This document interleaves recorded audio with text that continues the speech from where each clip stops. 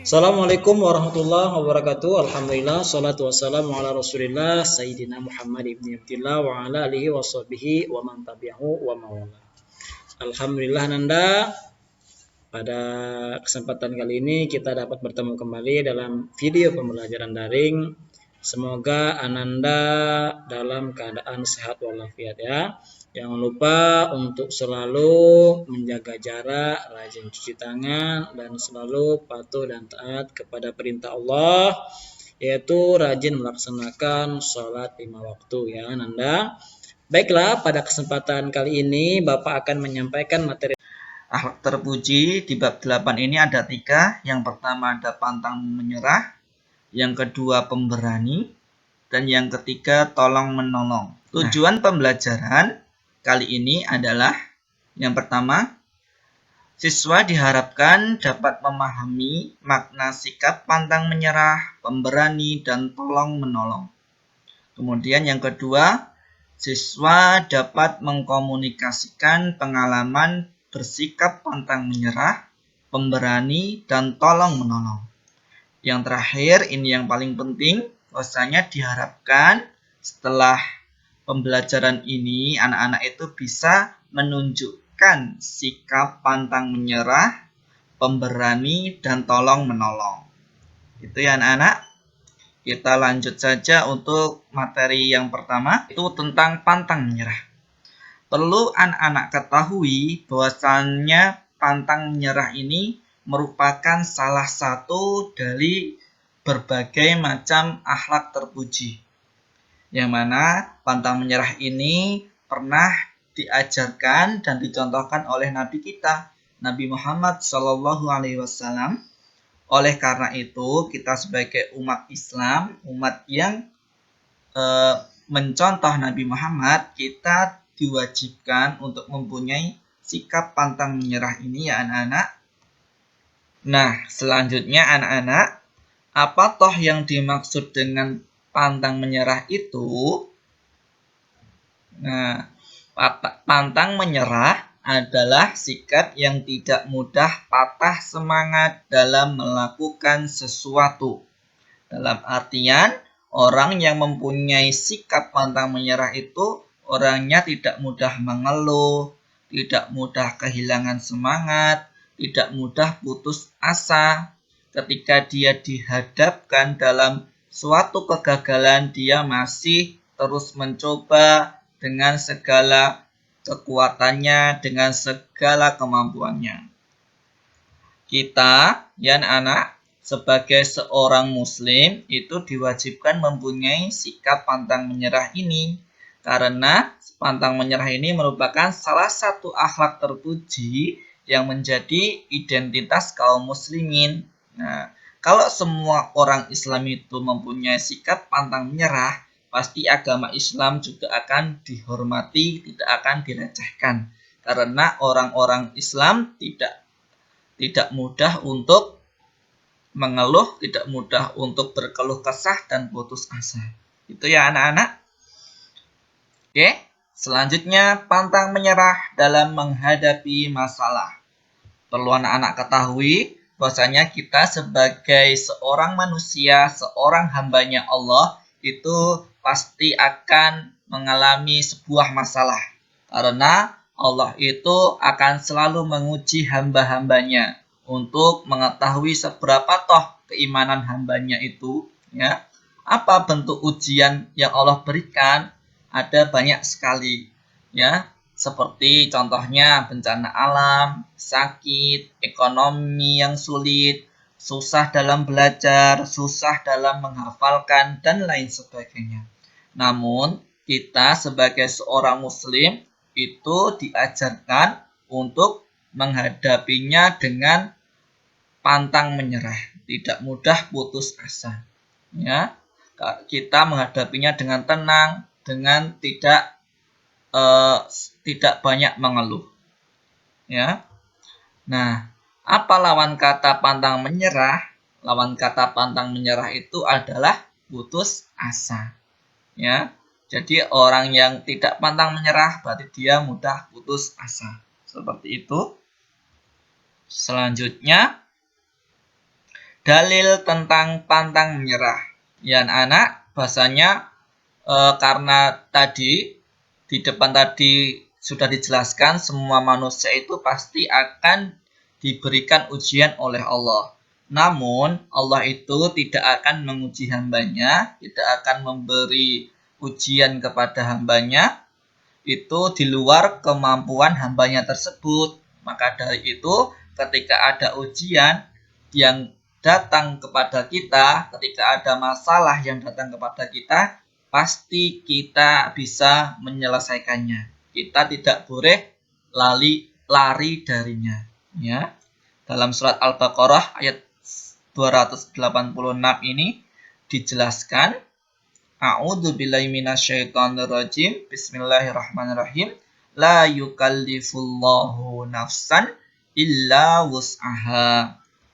Allah tidak membebani seseorang melainkan sesuai dengan kesanggupannya. Ya, jadi anak-anak, Allah itu ketika memberi masalah kepada kita, kita harus yakin kita bisa menyelesaikannya dengan sepenuh tenaga kita dan setulus doa kita kepada Allah Subhanahu wa taala. Seperti itu anak-anak. Karena banyak sekali di dunia ini orang yang mereka itu banyak harta, banyak banyak kekuatan, tapi dia ketika diberikan masalah malah larinya ke dalam bunuh diri karena dia tidak mempunyai keimanan, tidak mempunyai sikap pantang menyerah dalam menghadapi masalah. Selanjutnya, contoh sikap pantang menyerah.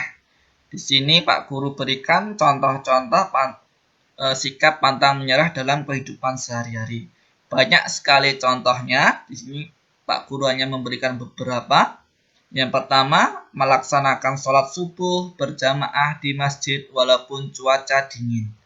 Yang kedua, tetap ke sekolah walaupun cuaca hujan. Bertanya pada guru apabila tidak memahami apa yang dijelaskan guru. Tetap belajar sungguh-sungguh walaupun belum mendapatkan nilai yang baik. Nah, itu adalah beberapa contoh ya anak-anak bagaimana sikap pantang menyerah dalam kehidupan sehari-hari. Selanjutnya anak-anakku, kita lanjut pada materi tolong menolong. Seperti halnya pantang menyerah, tolong menolong juga merupakan salah satu dari akhlak terpuji, ya, yang mana tolong menolong juga diajarkan oleh Nabi kita, Nabi Muhammad SAW, dan juga kita sebagai seorang Muslim wajib untuk mempunyai sikap tolong menolong ini. Nah, selanjutnya yaitu apa toh yang dimaksud dengan tolong menolong. Nah, ini adalah pengertian tolong menolong. Tolong menolong adalah saling membantu untuk meringankan beban. Jadi intinya ini saling membantu untuk meringankan beban. Baik itu beban penderitaan, beban kekurangan, beban permasalahan, beban belajar, dan lain sebagainya ya anak-anak. Karena apa? Karena suatu permasalahan atau beban yang besar ketika diselesaikan dengan bersama-sama, maka beban tersebut akan terasa lebih ringan. Maka dari itu, kita sebagai seorang Islam diwajibkan untuk saling tolong-menolong ini. Nah, di dalam Islam juga itu dikenal dengan at-ta'awun. Ya, tolong-menolong di dalam Islam dikenal dengan istilah at-ta'awun. Diingat-ingat. Kemudian, tolong-menolong dapat berupa bantuan dana atau harta, tenaga, dan waktu. Contohnya apa? Kalau dengan harta, ketika banyak bencana, ya sekarang ini kan banyak bencana. Ada tanah longsor, gunung meletus, banjir, dan lain sebagainya.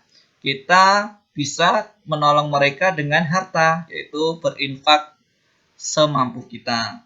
Kemudian dengan tenaga, contohnya apa? Kalau bapak ibu kita di rumah sedang dalam kesibukan, kita bisa membantu dengan tenaga, dengan mencuci piring atau mengepel, menyapu, dan lain sebagainya. Kalau waktu, nah tolong menolong dengan waktu ini adalah kita meluangkan waktu kita untuk membantu teman kita belajar atau membantu teman kita mencari barang yang hilang dan lain sebagainya. Itu ya anak-anak. Jadi tolong menolong itu ada banyak jenisnya.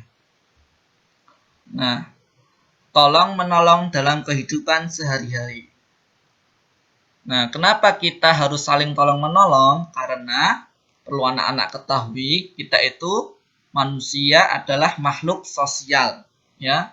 Makhluk sosial itu maksudnya apa? Manusia itu tidak mampu hidup sendiri. Nah, manusia akan selalu membutuhkan bantuan orang lain. Oleh karena itu, manusia diperintahkan Allah Subhanahu wa taala untuk senantiasa tolong menolong satu sama lain. Nah, di sini anak-anak bosannya kita itu tidak bisa hidup sendiri, ya.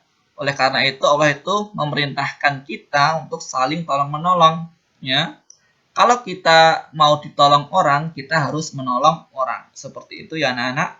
Jadi kita tidak boleh sombong, tidak boleh angkuh, tidak boleh egois. Itu intinya. Karena kita itu sejatinya adalah makhluk yang membutuhkan bantuan orang lain. Nah, selanjutnya dalil tentang tolong-menolong.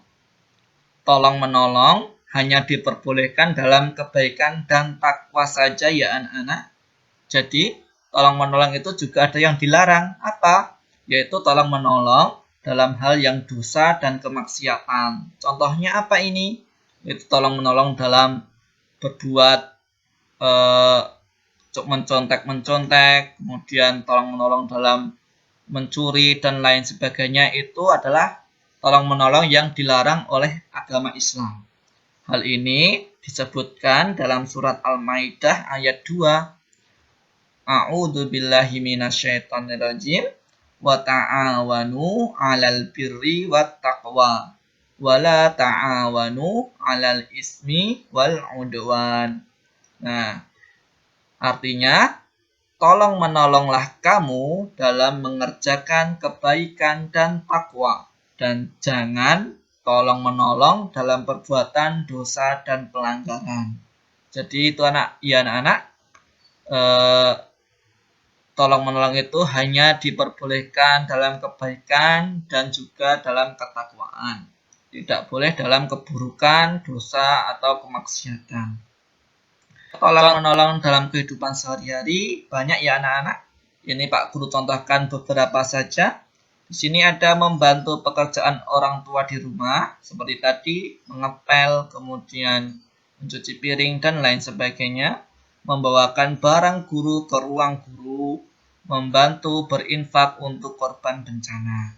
Nah, kita di madrasah itu sudah diajarkan untuk berinfak setiap Jumat. Nah, pasti infak itu nanti akan digunakan untuk menolong sesama kita yang membutuhkan. Jadi, semangat anak-anak dalam berinfak, ya, semampunya saja dan seikhlasnya saja.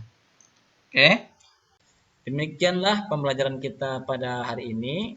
Semoga Ananda selalu dalam keadaan sehat walafiat dan jangan lupa menjaga kesehatan, rajin cuci tangan dan selalu berbakti kepada kedua orang tua.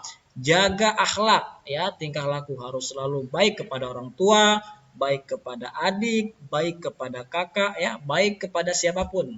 Karena kita harus tebarkan kebaikan kepada siapa saja, ya. Demikianlah yang dapat Bapak sampaikan.